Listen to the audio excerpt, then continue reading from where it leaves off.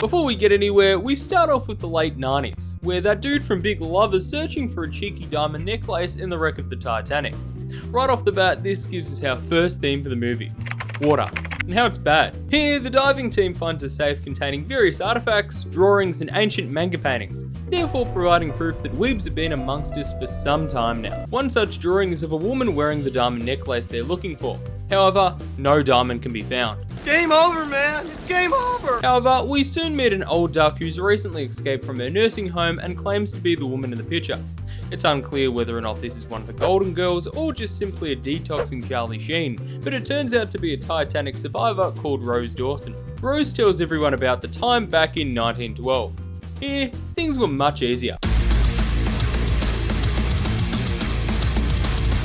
Rose and her fiance, Billy Zane, are getting on the maiden voyage of the famous ship Titanic. Rose's mum is hoping that the two will get engaged for a cheeky Instagram story and to consolidate their rich people money. This is yet another theme of the movie: rich people and the divide between classes. This divide plays into almost every character interaction and relationship throughout the film. On the other side of the ship is a young poster boy named Jack. Jack was originally going to stalk his ex-girlfriend Daisy Buchanan, but he got pulled into a game of poker and won a ticket. Knowing a free lobster meal is only a port away, he leaps on board the Titanic with his Italian friend. While Jack enjoys himself, Rose doesn't. She hates her family, hates her fiance, and hates her life in general, so she considers pulling a Shane McMahon into the Titanic's rollerblades. Shane, stop it! Shane, don't do this! No! Shane! No!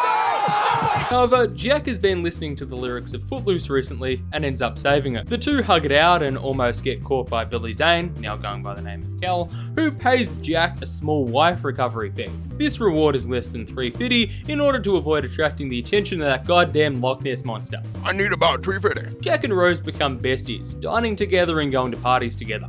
Her relationship with Cal gets worse and worse, and she begins to become drawn to Jack. This romantic contrast is pretty clear. Jack is a nobody, but he's kind and he sees people for who they really are. In comparison, Cal is a rich abuser. Enough said. The friendship reaches a high point when Jack and Rose pull off that scene from that movie where the guy holds up the girl and refuses to ever let her go at the top of the ship. Oh, hold on a minute, wait a minute, what's that? It's a copyright strike. Thank you so much, Celine. Celine Dion, you absolute legend. It's not like you already have like multiple millions of dollars worth of maple syrup slush funds just hidden away somewhere in Canada. You have to come and take my income away from me. Thank you so much for that. I appreciate it. Can't let me use your song for 5 seconds. Can we like, you know, use the rip-off version, you know, the funny meme version with the recorder? We can't use that either. She's copyrighted that too. Just, you're a legend, Celine. Thank you so much. The two meet the captain of the Titanic, who was actually pretty kind to both of them, alongside Kathy Bates before she kidnapped a well-known author. Regardless, this relationship is indicative of the one key theme of the movie: romance, and how it transcends class, status, or dire situations. The pair love each other and are willing to risk it all to illustrate this. This relationship becomes a bit unchristian when Jack draws Rose nude, therefore providing a good jumping off for the parents in the audience. Hi, hey, Brandy Rain here. Look, just gonna forewarn any families here that there's a bit of unchristian content coming up in the next 10 minutes of the film. And, you know, I just wanted to bring it up because, you know, it's, goddamn. Upon heading upstairs for some air, they see the Titanic lose a brawl to a piece of ice. The crew panics, realizing they misheard engineering instructions for titanium and oil as tin and foil. The ship begins to fill with water, leading to a great show of visual effects and an excuse for game developers to create water levels. Meanwhile, Jack gets reverse pickpocketed Assassin's Creed style and is framed for stealing Cal's diamond necklace. He's arrested and everyone else flees. Rose jumps out of the lifeboat and frees Jack. Only one person can get on the lifeboat, so Rose refuses to leave Jack to his death.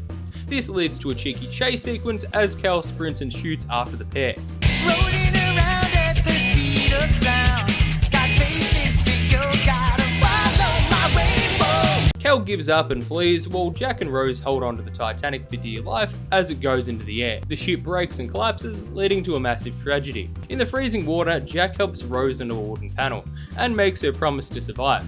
Rather than shifting aside or recalibrating her weight, she accepts and Jack fades away. Look, I don't mean to be a dick, but can we just cut this again for a few seconds? I mean, just This is bullshit, alright? Like, Jack could have easily fit on there, alright? Don't give me the, oh, it was too heavy, oh, he did it out of love. She's a nasty backstabber, okay? There is no excuse you can give to show that he could not fit on that bloody raft door thing, alright? It was a simple task. Mythbusters did a whole thing busting it with James Cameron, might I add. There's science, there's diagrams, there's experiments out there that prove that both of them could have fit on there completely fine without hypothermia, okay? Do not try and justify her actions. She's a nasty little backstabber, alright? Bullshit. Absolute bullshit. Justice for my boy Jack. Back in the present day, Bill Paxton is freaking out, having realised that James Cameron is going to steal the rights to a potential Titanic movie from him. Slamming the phone down, he turns back to Rose and gives up his search for the diamond. In turn, Rose says "fuck y'all" and revealed that she's actually kept the diamond from the down the Titanic. Rather than recoup everyone for the time and money lost by selling it, she yeets the necklace into the water.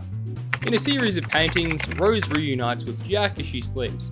However, an extended end credit sequence by Baz Luhrmann and F. Scott Fitzgerald showed that Jack actually survived the Titanic and went back to stalk his ex-girlfriend under the name Jay Gatsby.